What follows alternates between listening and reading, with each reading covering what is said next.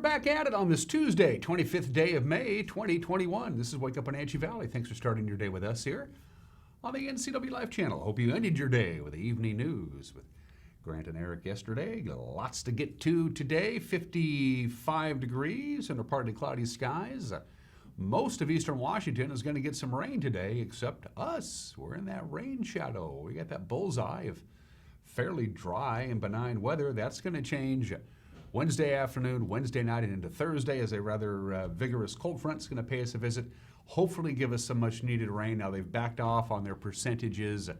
Yesterday at this time they were thinking maybe a 50 or 60% chance of rain, especially Thursday night. Now they're thinking maybe not so much. We need what we can get. And then starting Memorial Day weekend, specifically Sunday, spilling into Memorial Day Monday, we are going to be in for a very warm stretch of weather as we bid adieu to May and welcome June 1 week from today. Get ready for the hot stuff. Details coming up. News to get to as well, as you might imagine. Pretty busy day around the newsroom. We'll have sports. Mariners won their 6-game losing streak. Came to an end yesterday. They knocked off their division rivals, the Oakland A's. We'll have some highlights from that. We'll have the obscure holiday today in history, some celebrity birthdays. Mike Magnotti's got an opinion. And late last week, last Friday, we had a chance to go down and visit with our friends at Foster First.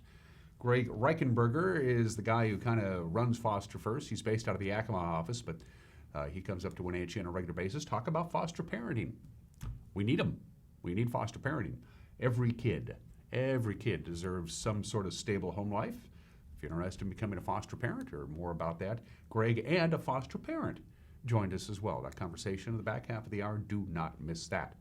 2 minutes into the show. Let's see what we have with our cameras, courtesy of Localtel's Sky-Fi high-speed wireless setup. We always begin with a cross camera. Consistency is important in the world of television, which is why this show is consistently average. Good morning to the Wenatchee Valley, and a week ago at this time there was still a little bit of light snow in the very upper elevations. Not so much now. Don't see any. As you can see, though, the clouds are hanging around.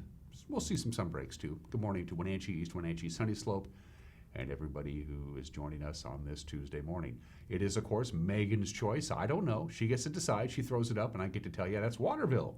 The Waterville camera pointing down the Columbia River, so you see a huge swath of Entiat, the gateway to recreation, and you can see, of course, where the Entiat River flows into the Columbia. That is just one spectacular view, and you can see those slopes that face to the north, like the one on your left there. That has a little bit more green to it because it doesn't get as much direct sunlight, or oftentimes no direct sunlight at all, so it's holding the moisture in a little bit. But that fire up Swakane Canyon on Sunday afternoon, not fun. Way too early a start for the fire season. By the way, it's fine now. It's out, and all the evacuation notices have been lifted. Camera number 3. Let's go see Rude Canyon.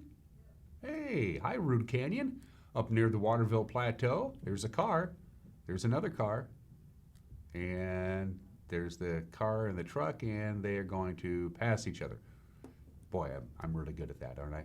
Cascades way off into the distance. Actually, it's kind of the Stehekin area, way off to your left there. Thank you. Good view from Rude Canyon there. Where are we off to, Megan? I'm kind of interested now. Speaking of Lake Chelan, that looks like Lake Chelan. Is that the Upper Butte, Lower Butte, Bear Mountain?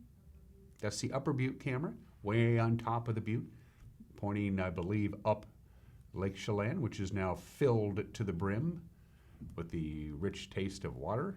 So good morning to Lake Chelan. Of course, they're ready to jam up and get going for another busy tourist season. It always gets going on Memorial Day weekend. Slide Waters should be opening up. I believe their new adventure thing that's attached to it is already open.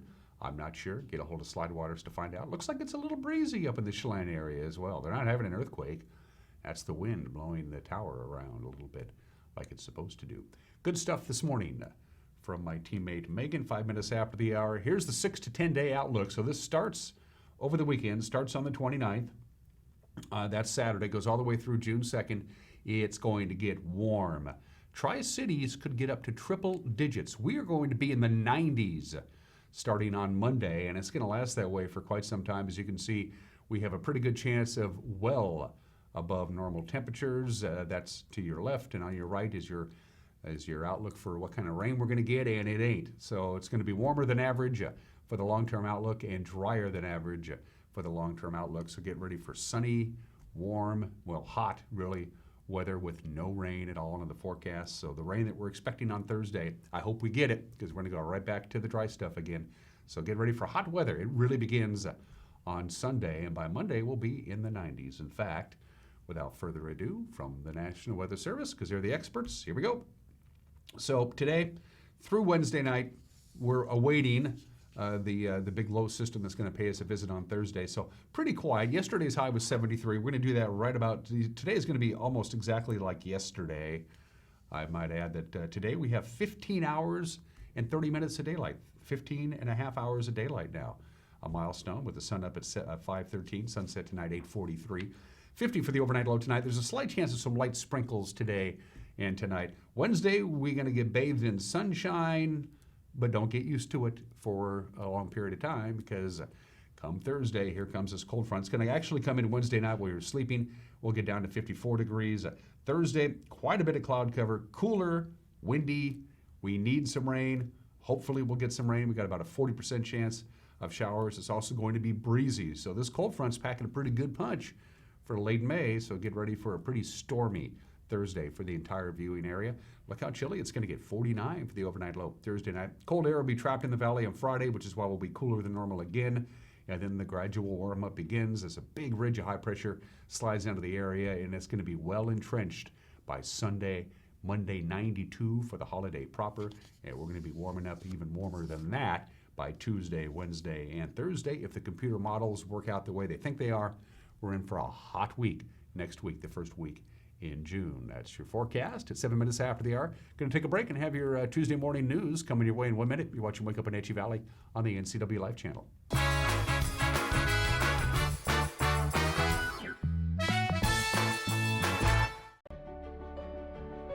Highlander Grill and Golf Course is known as one of the finest wedding venues in the Wenatchee area. You do not have to be a member to come to Highlander.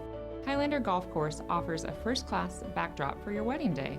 Our friendly professional staff will ensure your wedding and reception is picture perfect, from every moment leading up to the I do's to when the lights go down at the end of your reception.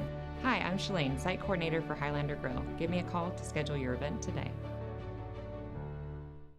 JDSA Law is a proud sponsor of these local sports broadcasts. They've been serving North Central and Eastern Washington since 1946. For over 70 years, their team of dedicated professionals has delivered quality, innovative legal services. JDSA Law partners with you to provide the finest legal advice and support as you navigate your personal and business challenges, risks, and accomplishments. At JDSA Law, they salute our local athletes and wish them well on another excellent season of competition.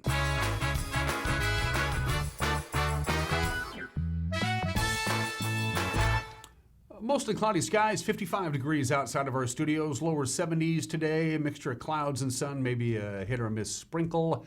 Quite a bit of sunshine Wednesday, big strong cold front on Thursday, going to make us cloudy, rainy, cool, and windy. We get it all on Thursday, and then we start warming up to downright hot temperatures by the end of the holiday weekend. Here are your headlines. Multiple city council and school boards will see contested races in the August 3rd primary election. Two Wenatchee City Council members, Jim Bailey and Ruth Esparza, did not file for re-election before the deadline last Friday, so their seats in Districts 2 and 3 respectively are going to be having new people in their seat by the beginning of next year. And one incumbent, Keith Huffaker, will also face a challenger in at-large voting. In East Wenatchee, City Council member Sasha Slayman will defend her seat against Reed Fryover.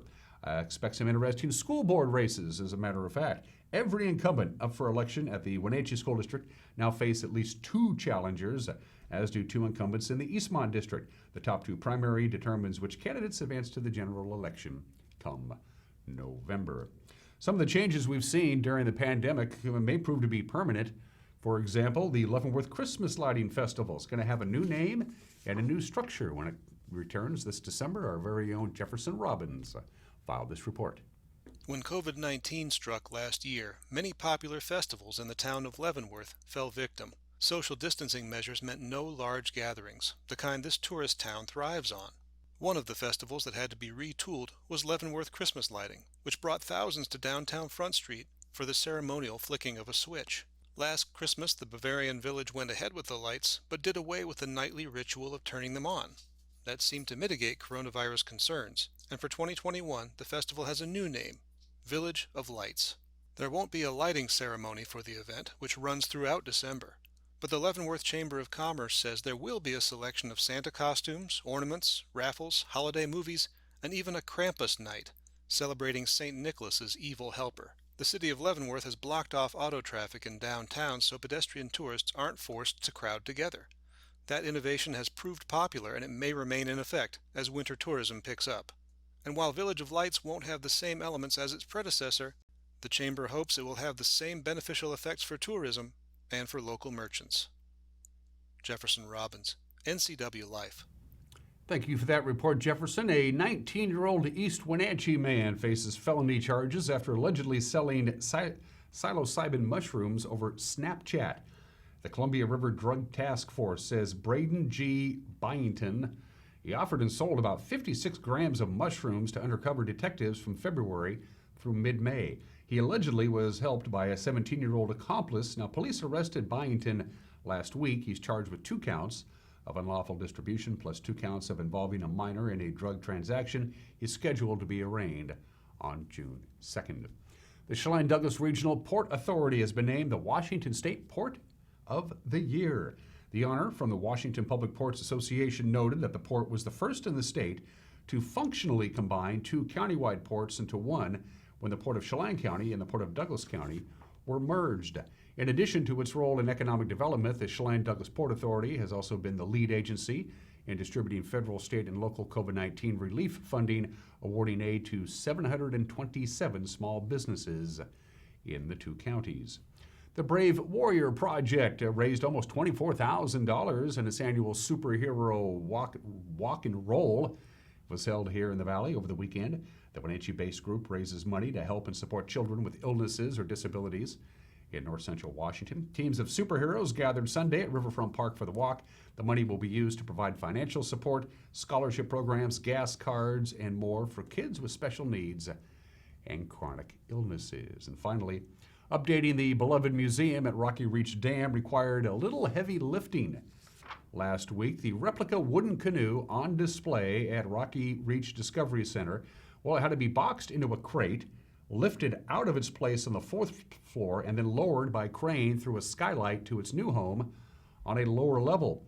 The Chelan County PUD expects to reopen the Discovery Center later on this summer. The renovation expected to cost about $7.7 million. Those are your headlines. At 13 minutes after the hour, we'll have a newscast for you with Grant in the anchor chair. Also does a little weather forecasting. And Eric Granstrom with sports. And with the preview, here is the anchor, Grant Olson. Good morning, Dan. Coming up tonight on the NCW Life Evening News, we will get a report from the border crisis from Representative Dan Newhouse, who recently returned from there. Possibly wet and breezy today, and then even wetter on Thursday. I'll have all the details in your complete North Central Washington weather forecast. And in sports, Eric Granstrom will have more on the Mariners and A's series. That and all the day's news stories coming up tonight at 5, 6, and 10 on the NCW Life Evening News. We hope to see you then. Dan? Thanks, Grant. We appreciate input from you, our viewers. So look at the bottom of your screen. That's any of the number of ways you can get a hold of us, almost all of it internet related.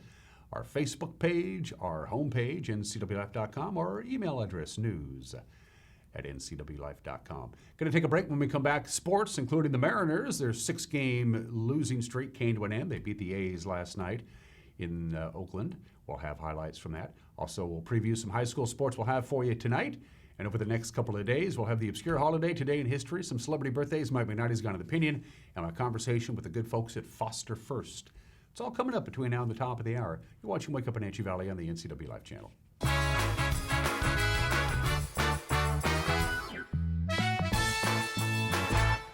My name is Lacey Haggerty, and I'm a nurse midwife with Columbia Valley Community Health.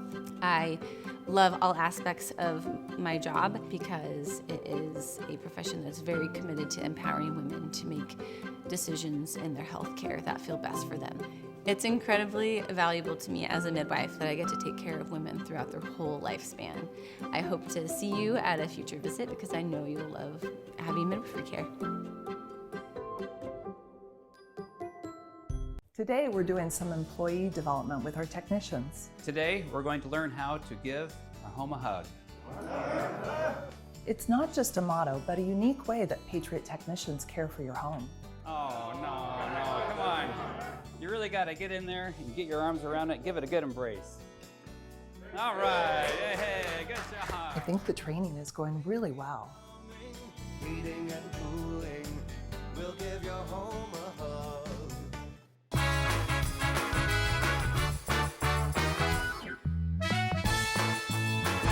16 minutes after the hour on this Tuesday, the Mariners' 6-game losing streak, done deal. They beat Oakland last night, 4-2.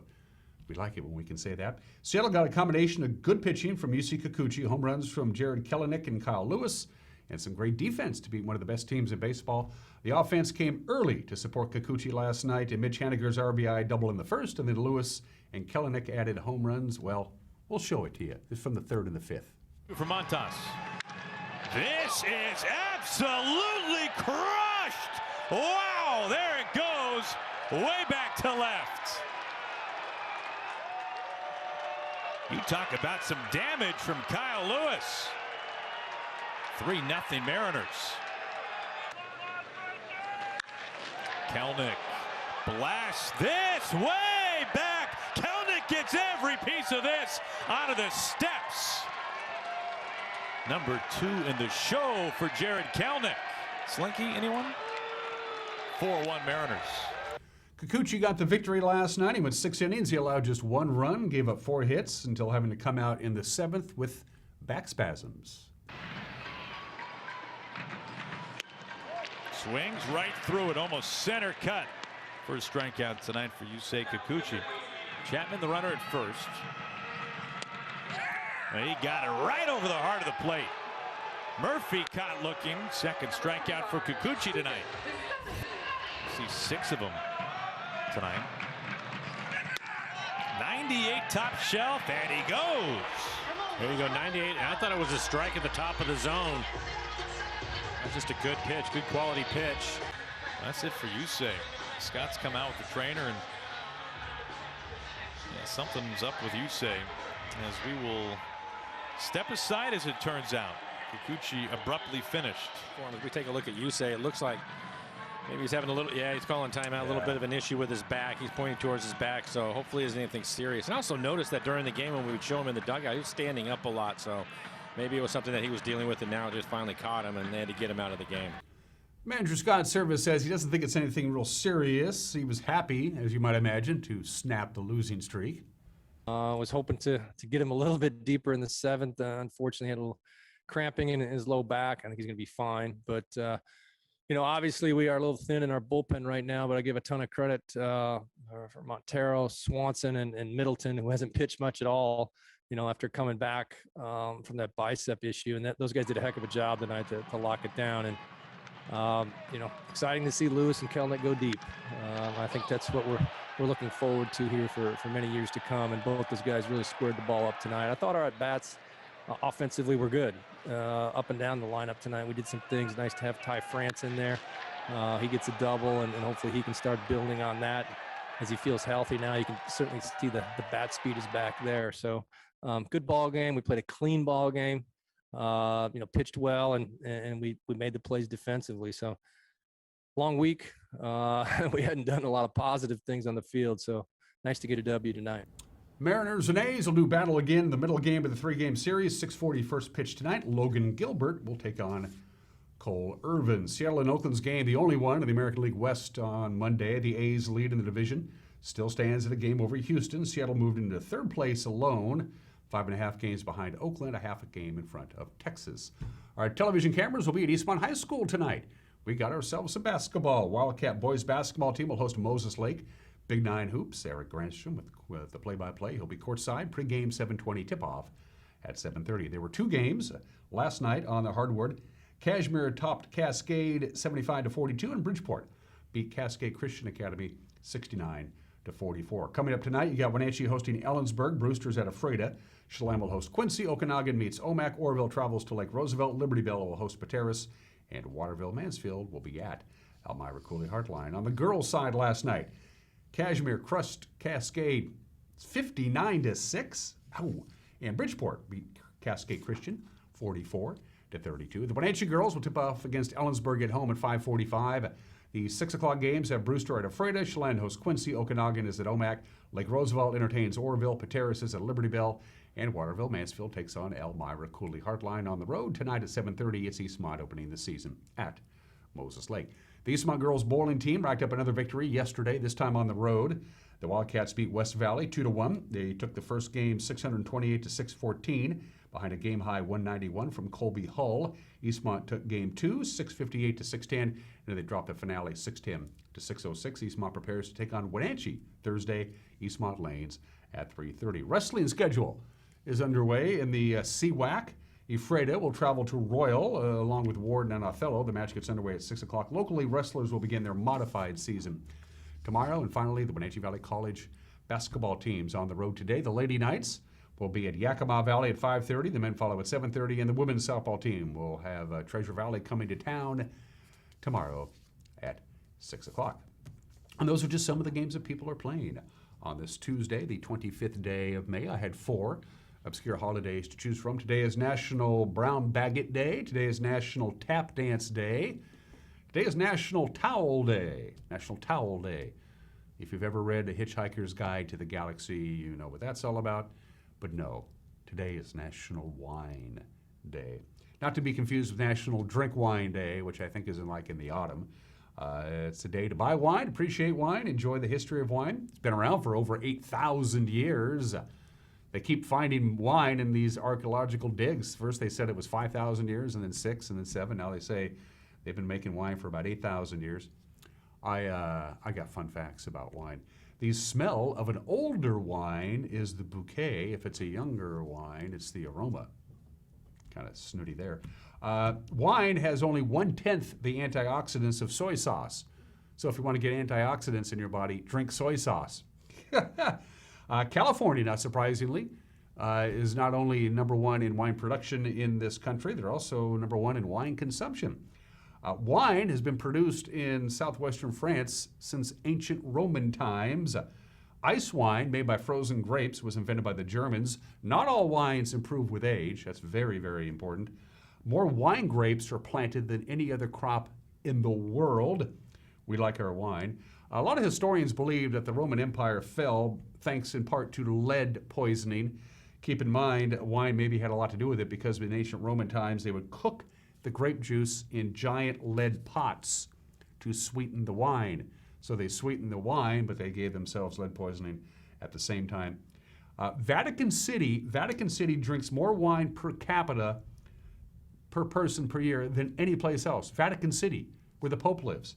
They drink 2 times more wine per capita than Italy, the country that it surrounds by. It's hard to believe. And Hippocrates, when you become a doctor, you take the Hippocratic Oath. He is the father of Western medicine. He recommended wine for almost everything. Diarrhea, lethargy, labor pains. That's why he's my favorite doctor. National Wine Day today. Let's do Today in History. A friendly reminder that for 10 years, England ditched the monarchy. They did. They said, this is stupid. We don't need a king and a queen. We'll do fine. That lasted basically from 1650 to 1660, and it was on this date in 1660, 361 years ago today. Charles II landed at Dover at the invitation of the Parliament to resume and start the monarchy all over again. So for about 10 years there, they had no king, they had no queen, they had their chance, and then they went back. So the Commonwealth of England came to an end after a 10-year experiment with let's just have Parliament run it. The problem with the Commonwealth of England was their motto.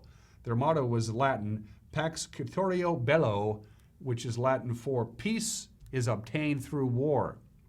And what happened was the Parliament couldn't control the army. Anyway, it all came to an end. They really need to think that over again. Well, what do I know?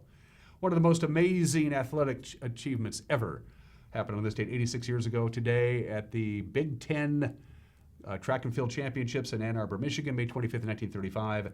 In the span of 45 minutes, Jesse Owens set 3 new world records and tied a 4th.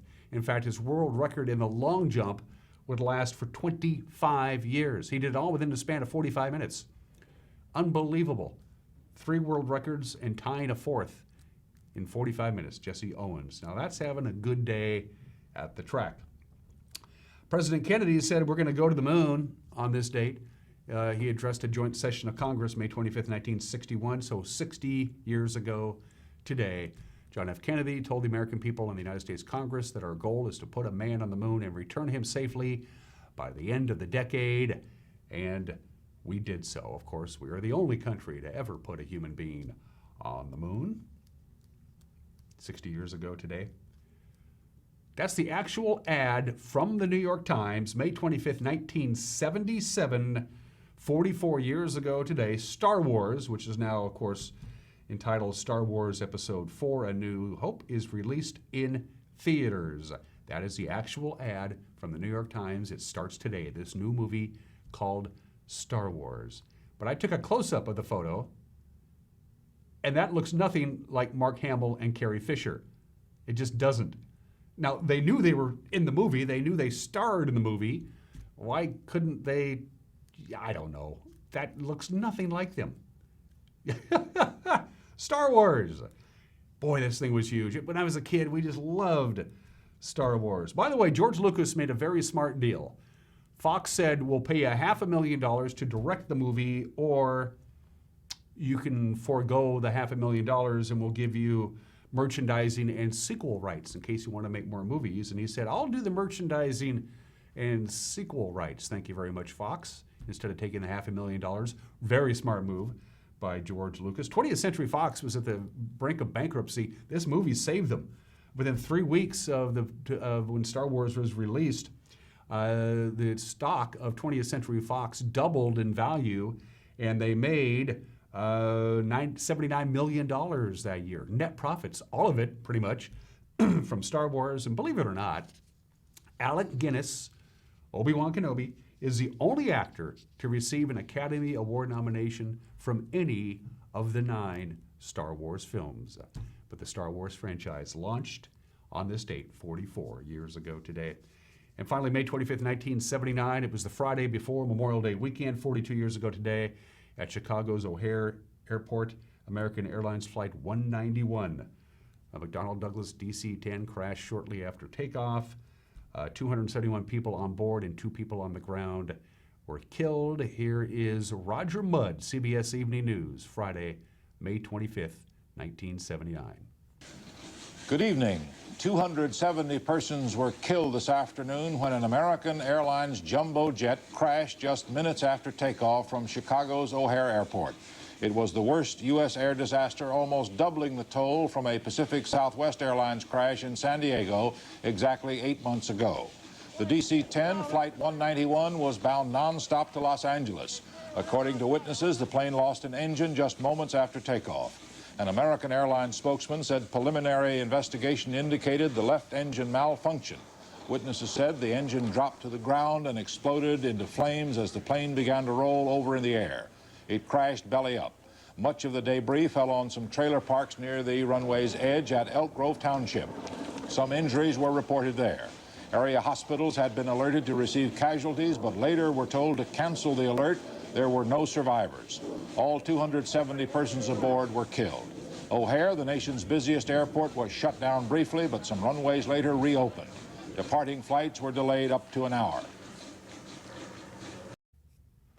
When it was all said and done, 273 people were killed. Again, 271 in the airplane, 2 on the ground. It remains to this day the deadliest aviation accident to have occurred in this country. Let's do birthdays. The storyteller, Tom T. Hall, completely retired from performing now and songwriting, has been for about 20 years. He's 85 years old today. He wrote the #1 hit, Harper Valley PTA, had a huge hits, I Love, Week in the Country Jail, Old Dog Women and Watermelon Wine, I Love Country Is, I Remember the Year Clayton Delaney Died, and one of my all-time favorite country songs, The Homecoming.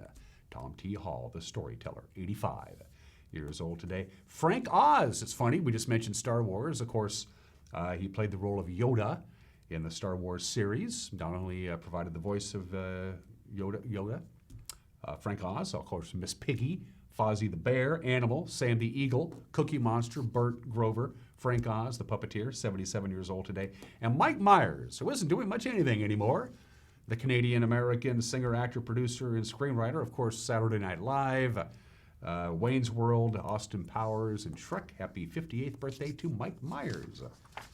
Wish I could retire at 58. Wait a minute, I'm almost there. Gonna take a break. When we come back, Mike McKnighty's got an opinion, then my conversation with Greg Reichenberger and a foster parent from Foster First. Don't go away. You're gonna learn a lot. It's coming up. You're watching Wake Up in Wenatchee Valley on the NCW Live channel.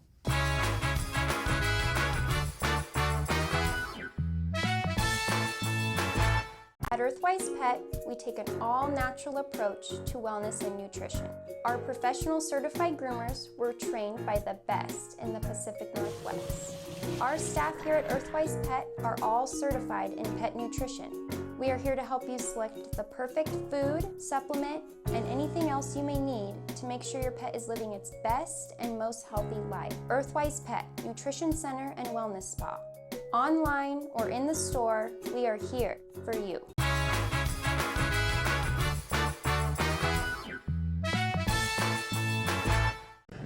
This is Mike Mad Dog Magnotti, and everybody is entitled to my opinion. Now, a gal I took out on a date once, her parents laughed at me. Well, they didn't laugh at me, but they laughed later on about me after I brought their daughter home. Now, their daughter, she was a nice clean-cut girl, kind of the girl next door kind of gal, and I was a hippie, long hair, short, shirt untucked, and a clothing style that could only be called alternative. Well, I guess I was not the kind of boy that they thought their daughter would attract, and they found me amusing. Well, I wish I could run into those folks now. I'd like to see those people look them in the eye and say, yeah, I was a slob then, and I'm a slob now, so your amusement is justified. Yep, this is Mike Mad Dog Magnotti, and everybody's entitled to my opinion.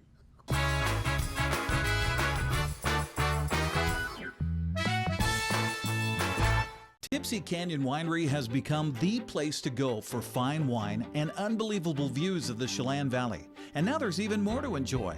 A new bandstand hosts live music every Thursday night during the spring and summer. The oversized fire pit's a favorite gathering place in the fall and winter.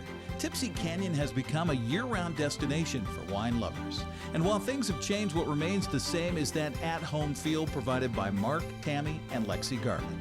Stay for the moment that becomes the memory at Tipsy Canyon.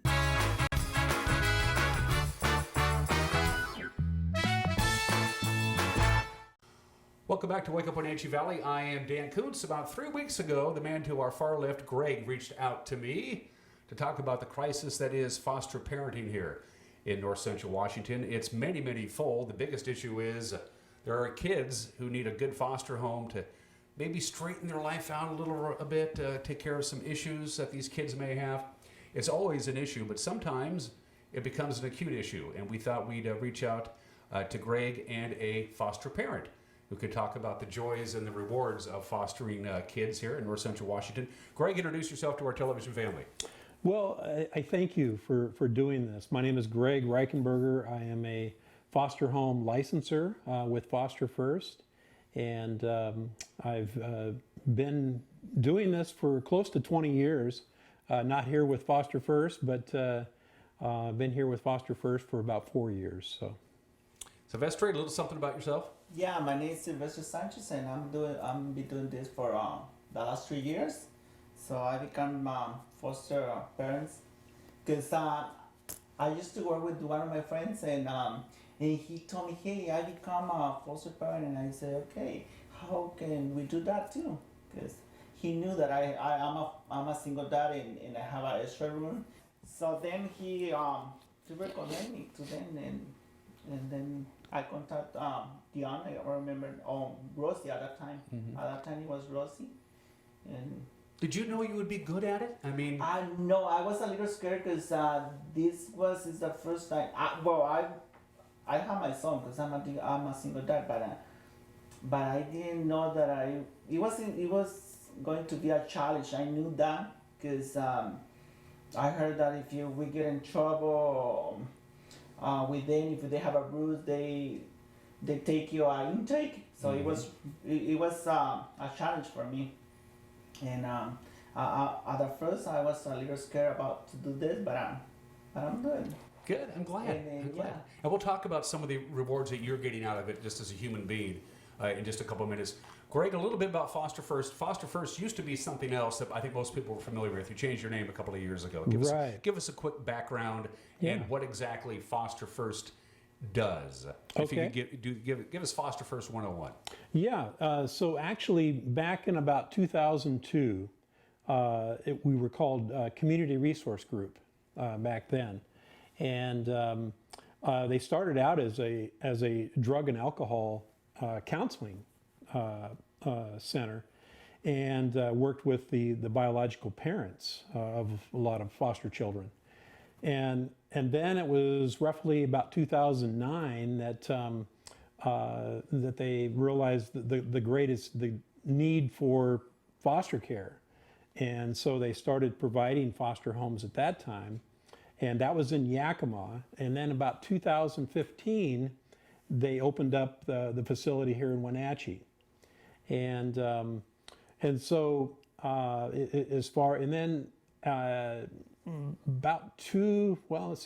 maybe about a year ago, then they even expanded a little bit more, and we now have a girls' residential facility that we run as well, that shares our building. And so it been around for a while, and we've got many great foster parents that we work with, that we've worked with over the years as well. Is the only real skill a foster parent needs is to give a damn? Is that pretty much it? And you guys kind of guide them along as they go, as long as they have a good heart and they care and they want to see these kids through some difficult times? Is that pretty much the only skill set you need? I know there's background checks and stuff, but is that pretty much the number one priority you're looking for? You know, somebody that can be flexible, somebody that has patience, because it takes a lot of patience, as I'm sure Silvestre could attest to that, working with some of these kiddos that we work with. And but yeah, somebody that can be there and just be a consistent person in that child's life. Somebody that can come alongside and you know, is even when the going gets tough, is not going to throw in the towel and say, you know, okay, I give up on this or whatever. But to stick it out and to work with these kiddos, and there's, as Silvestre mentioned, I mean, it can be a challenge at times, but there's also a lot of rewards as well, that to be able to see some of the seeds that you plant in these children's lives. And the kids are going to pick up on this, right? I mean, you can't fool these kids. They've been through the ringer, and they know if they lock into a foster parent like this gentleman here, they know, okay, hey, maybe this is exactly what I need to turn my life around. Right. Kids will pick up on that, right? You can't really fool them that way. Yeah. Yeah. How do they end up on your radar? How do the kids end up in, I hate to use the system because it sounds so cold and unforgiving, but how do the kids land in the Foster First program? Give me an example. Yeah, of no, that. that's Is it law good question. enforcement? Is it social services? How does that happen? Right. We partner with the state of Washington, with DCYF, and so all of our children that we work with come through the state. And but because we are also what's called a BRS program, and it's Behavior Rehabilitation Services, we provide that higher level of care to children and youth. And so about 40% of the kiddos that we have in our program are at that BRS level. and they can come from anywhere in the state. Some even places in Idaho, we've been able to have children placed from those areas as well. And so the state will contact us. Sometimes they contact us when they don't have a bed and are a place to place a child, and so they will contact some of the private agencies like ourselves, and then we'll search to see what we have available, see if we have a possible match for a home, and go from there. So that's half of it. That's the kids getting into the Foster First program. The other half is the foster parents, the households themselves.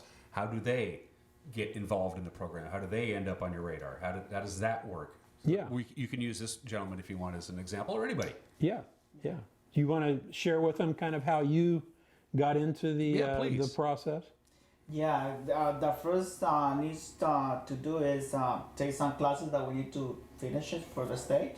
That is required for the state, and then we have to have all the equipment in our house, in our home, and like bed for them, and they have to have all room. Some of them they cannot share room, so we have to have everything separate from our child, and so there is classes that we need to take. There is one class that is really important to take. That it is right response. That class is teach you how you protect yourself. This is what many people is scared of. That if they get into trouble, or the kid say something, or like that you is lying, like if you hit him, or he has a bruise, or he say, oh, he hit me, or something like that. That class is for that. So it's to protect ourselves. This is going to sound like just a silly question, but why? I mean, it's so much easier to say no. Yeah. You know, no is the easiest one, but you've decided to do this, and the question is why? What's in your heart that says I want to do this? Yeah, at the end of the day, this happened to me. I don't know if this happened to many people out there, but at the end of the day, if I don't have a kids in my home, I feel lonely. I feel like I don't have nothing to do, because right now I'm on unemployment. Right now I laid off back in January, so yeah, there's a lot of that going around. Yeah. So now if I'm not doing nothing at home, I feel so boring, and so I prefer to do this. How long does it talk about the warm-up process? How do you find out what the kid likes to do, or what the kid doesn't like to do, or how sometimes you need to step in and sometimes you need to step away? Being a parent, so you came, because kids don't come with an instruction manual. Talk about that just a little bit. Yeah, well, it's in the process. So once you get there, you discover things from them that some of them they don't like to swim. Some of them likes to go to the park and play in the playground or something like that. So you discover during the process, because some of the kids stay in the house for 4 months or 3, or it depends how the process goes. So if some of them likes to go to the skate park, I take them to the skate park, or I talk to them. So because sometimes I have three kids. So if my son likes to go to a skate park, I say, okay, you can go to a skate park for 1 hour, and then the other one, or up in the middle of the park, watching both 3 kids. Greg, I was going to ask you, it's interesting you brought that up. Do the kids who are in the Foster First and end up landing in a foster home for just a couple of months or even longer, do they have inherent trust issues just to begin with because of the circumstances that brought them to where they are now? Yeah, and that's an interesting question, because there are a lot of trust issues. Many of them, their trust has been broken because their parents, because of whatever issue that happened, they had to be removed from their home, and sometimes maybe they were placed with a relative, and that relative, maybe they weren't in a position where they could take care of that child properly, and so then they had to be moved again. And so that trust is something that can take a while to build and to earn. What's it like for you as a foster parent when you have that moment that the kid says, okay, I'm going to be okay here at this home with you as a foster parent? Yeah, it just happened now. I have a kid back in April, and he said, you know what, Silvestre, I don't want to move out from here. I like to be here, and I want to be with you forever and ever. And I say, okay. And then the good thing is that he talked to his social worker all that, and it's not on me. So it's him. It's the way he feels. So I feel so bad when they're leaving or when they're leaving, and I feel so attached to them. So it's really hard. Do you have any regrets, or do you really like? I'm getting a sense that you really enjoy doing this. Yeah, I really enjoy doing this. Yeah. Yeah. The vetting process is intense. We should probably, if we're planting the seeds for possible foster parents and foster homes out there, this isn't just the vetting process is intense. The background checks and everything, right, Greg? Walk me through that. Yeah. So the process, Silvestre kind of mentioned. There's first of all there's some training classes that are required, and those are all done online pretty much right now. And then there's the background checks, and it's not. It doesn't, even if people have maybe some criminal history in their background, we can generally, work through that as long as it's something that took place years ago. But then from there, there's a home study process that I go through. I have to write the home studies. So I have to be in the home and visit with the people. I have to, if there's children in the home or adult children, I have to interview them as well. And so the whole process can take about 3 months from start to finish, from the time they fill out the application to the end. So it's I try to keep it as painless as possible to go through. And it must be just as nerve-wracking for the potential parent as it is for the kid. Yes, There are times that, in fact, I've got some that are waiting right now for, and a lot of times it's just waiting maybe on certain background checks, or there's different medical reference checks that they have to get, and depending on if you want to take children under the age of 2, then there are certain immunizations such as a flu shot and a few other things that have to be in place as well. So. Go ahead, please.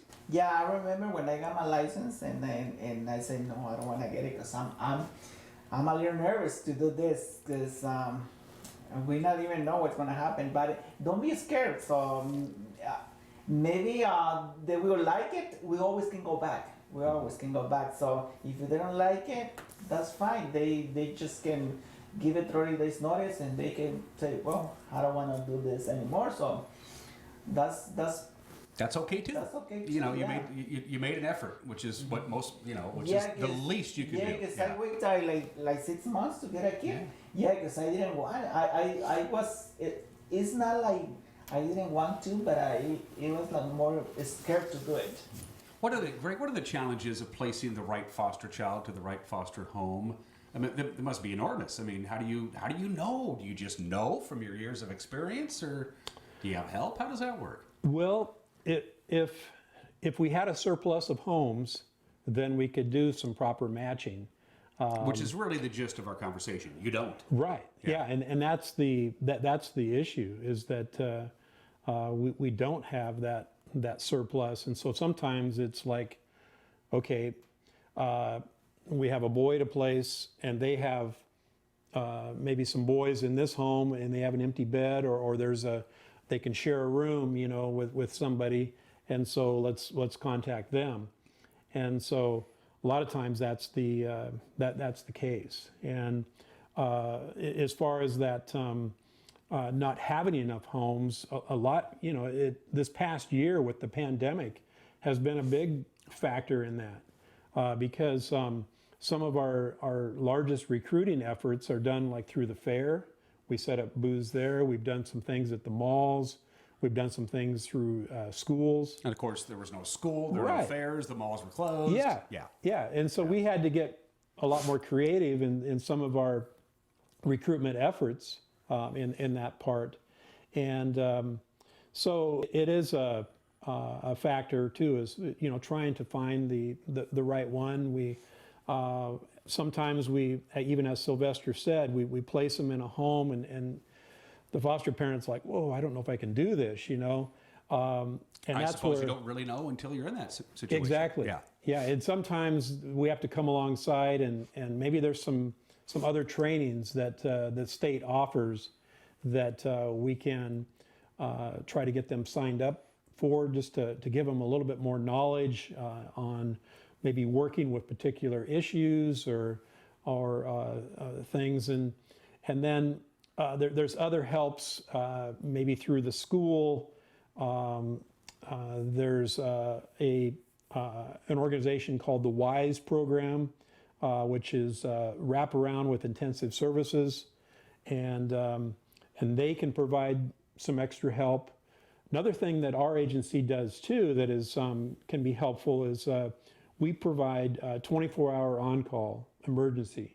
So if there are issues that happen, you know, in the evening or on the weekends or whatever, then there's somebody that they can call and we talk through it, or if we have to, we'll send somebody out to actually help. Once the placements are done, there is oversight, as Silvestre mentioned. You're not just, okay, here's your kid, good luck, you know, here's a little bit of money for food and whatever. There is oversight. I mean, your group checks in on a regular basis. Right? Yes. Yeah. Yeah. So with if it's what they call a CPA level child, which is the basic level that children come in to foster care at, our workers and then also a state social worker, they would see the child every 30 days. Now with our BRS level kiddos, our worker sees them every week. And then plus we provide what's called case aid time. So it's another worker that comes alongside and helps work on goals and different things with that child. And so those are different people that are there that, you know, can help out. There are potential foster parents watching this show right now. Sell them on what you do and try to convince those folks out there who might be interested this is something that they should seriously consider doing. Don't be scared. There's many kids out there that they need help, and people. There are many kids that they don't have their parents and they need help to do this. And don't be scared. Just try to do it. If you feel like if you are really good heart, do it. Don't be scared. Yeah. What's a good day for you, and what's a good day for you, Greg? We'll close with that. I'll go first. What's a really good day in your? Well, first of all, let's get you a job. Hire this guy, will you? What's a good day for you in the world of being a foster parent? In a good day for me is well.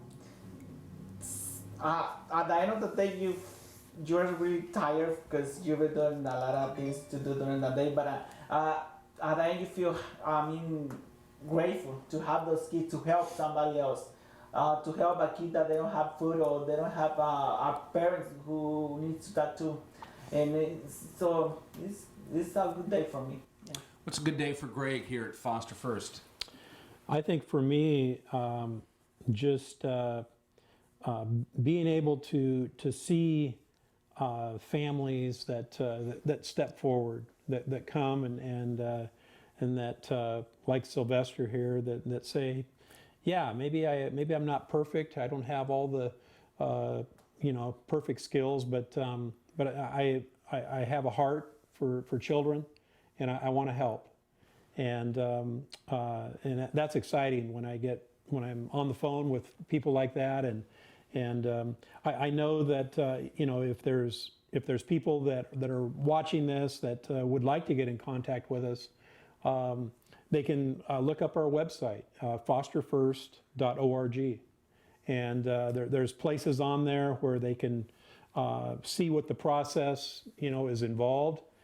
They can also There's a place where they can actually leave their name and a phone number so I can get a hold of them and try to answer any questions, anything that they might have. It's a great website, and it's a great way to do your homework before you, because Greg's a busy guy. So go onto that website that he just talked about and do your homework, because it's all right there. You'll understand the commitment that is required from you and how the whole process works. You were nervous and you did great, man. Yeah. You're fantastic. Thank you. You're great. Let's get you a job. Yeah, this is my first time doing this. No, So you're I'm fantastic. nervous. You're great. Thanks for putting aside some time from us. I know you had to drive up from the Palm Springs of the Pacific Northwest to Washington State to come up here and do that. But yeah, there is something else that I want to add. you get the last word as a foster parent. It's all Yeah, yours. you go for it. Yeah, sometimes we receive a call like middle of the night, and I always say yes. I feel that they that's why they call me all the time, because I always say yes. Bring it to me. If there is a kid on the middle of the night that they don't have a bed or to sleep that night, I say yes. Bring it in and let's what we can do tomorrow. So always say yes. Every kid deserves a loving household. I don't care what their background is or their issues, because they just do. They're human beings, and they have basic human needs that only a good, loving person can give them, and this is what this is all about. I want to thank you guys for doing this. I learned a lot. Yeah, thank you. Yeah. If I wouldn't have a big house, I would have 10 kids in the house. Well, I have 9 siblings, so I know what that's all about. Again, get a hold of Greg and go to the website, and everything you need is there, and hopefully you can open a new chapter in your life and help out a kid who needs it bad. You're watching Wake Up in Wenatchee Valley. We'll be right back.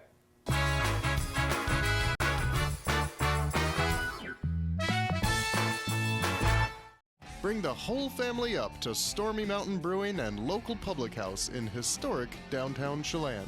Applewood smoked brisket, street-style tacos, and our award-winning barbecue rubs and sauces. Our meals pair perfectly with our exciting lineup of craft ales, made right here in Chelan. We've got room for big groups, or give us a call for catering. So grab the kids and check out the fun at Stormy Mountain Brewing and local public house located in the heart of Chelan. Water is essential to living. From clean drinking water for good health to clean water for your pool or spa. Central Washington Water, your water experts. With whole home water filtration systems for your home's best water. Products and supplies to keep your pool and spa water crystal clear. To a full parts department. Count on Central Washington Water for expert help. Shop screen to screen. Come in or call about a backyard consultation. Central Washington Water, your water care professionals. At Washington Trust Bank, can't is a 4-letter word. I think I'll sell my veggies at the market. Do you even remember to water the house plants? I do this? You can do this. Hey, we need to build a home office. We're adding another bathroom. I think I'll study programming. Bro, you even connect your phone to Bluetooth. We believe you can do whatever you set your mind to, and we'll help you get there. Washington Trust Bank, privately owned, locally invested.